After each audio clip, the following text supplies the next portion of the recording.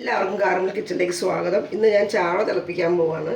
അതിന് വേണ്ട ചാള കഴുകി വൃത്തിയാക്കി വരഞ്ഞു വെച്ചിട്ടുണ്ട്. അതിലേക്ക് വേണ്ട മുളക് പൊടി, മഞ്ഞൾപ്പൊടി, തക്കാളി അരിഞ്ഞത്, വാളമ്പുളി വെള്ളത്തിലിട്ട് വെച്ചേക്കണത്, പിന്നെ ഉലുവ, കടുക്, ഉപ്പ്, വെളിച്ചെണ്ണ, ഉള്ളി ചതച്ചത്, വേപ്പില, ഇഞ്ചി, പച്ചമുളക്.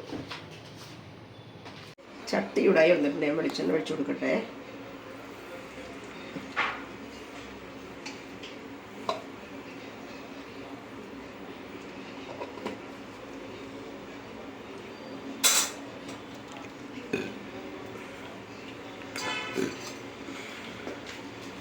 അപ്പോൾ കടുക് ഇട്ട് കൊടുക്കട്ടെ. ചട്ടി ചൂടായിട്ടുണ്ട്. കടുക് അതിൻ്റെ പുറകെ ഉള്ളി ഇട്ട് കൊടുക്കാം.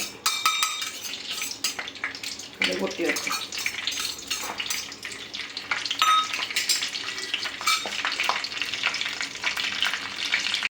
കടുക് ഉലുവയൊക്കെ പൊട്ടി വന്നിട്ടുണ്ട്. കടുക് ഉലുവയൊക്കെ പൊട്ടിക്കഴിഞ്ഞത്തേക്ക് ഉള്ളി ഇട്ട് കൊടുക്കാം.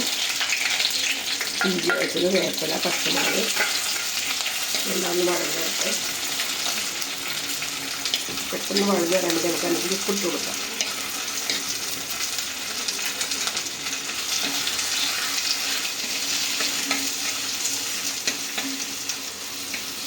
ഇഞ്ചി, പച്ചമുളക്, വേപ്പിലെല്ലാം വഴങ്ങി നമുക്ക് ഞാൻ നനച്ച് വെച്ചതാണ് കേട്ടോ. മഞ്ഞൾപ്പൊടി, മുളക് പൊടി നനച്ച് വെച്ചാണ് നമുക്ക് ഇതിലേക്ക് ഇട്ട് കൊടുക്കും. അതെല്ലാം വെച്ചൊന്ന് കഴുകിയെടുക്കട്ടെ.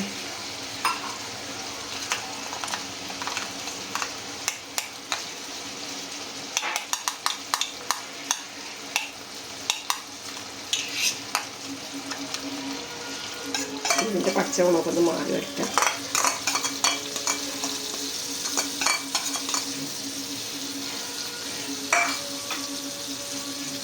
അതിൻ്റെ പച്ചമുളക് മാറി വന്നു ഇതിലേക്ക് തക്കാളി ഇട്ട് കൊടുക്കാം.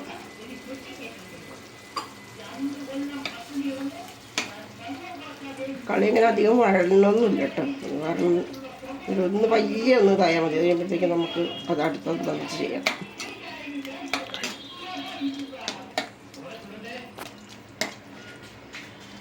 ഒരു തക്കാളി എനിക്ക് വാളമ്പുളി ഇട്ട് കൊടുക്കാം.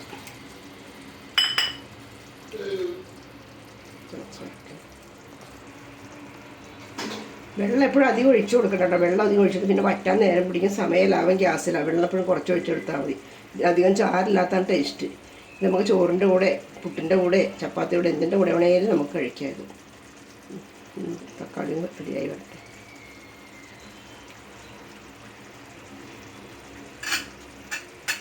അത് നമുക്ക് ഈ ചാള ഇട്ട് കൊടുക്കാം. ചാള ഞാൻ കഴുകി വൃത്തിയാക്കി വരഞ്ഞ് വെച്ചിട്ടുണ്ട്. വരഞ്ഞ് കഴിയുമ്പോൾ അത് ഉപ്പും പുളിയൊക്കെ നന്നായിട്ട് പിടിക്കും. അതുകൊണ്ട് വരഞ്ഞ് വെച്ചിട്ടുണ്ട്. അതിൻ്റെ മുകളിൽ ചാറ് വെച്ച് കൊടുക്കട്ടെ.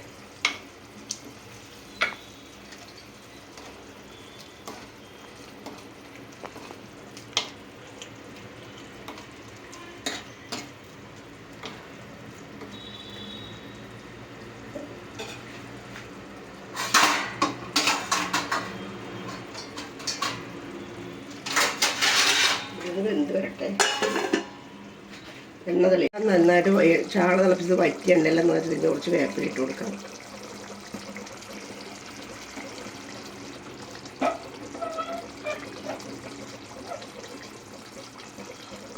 അപ്പം നമ്മുടെ ചാള തിളപ്പിച്ചത് റെഡി.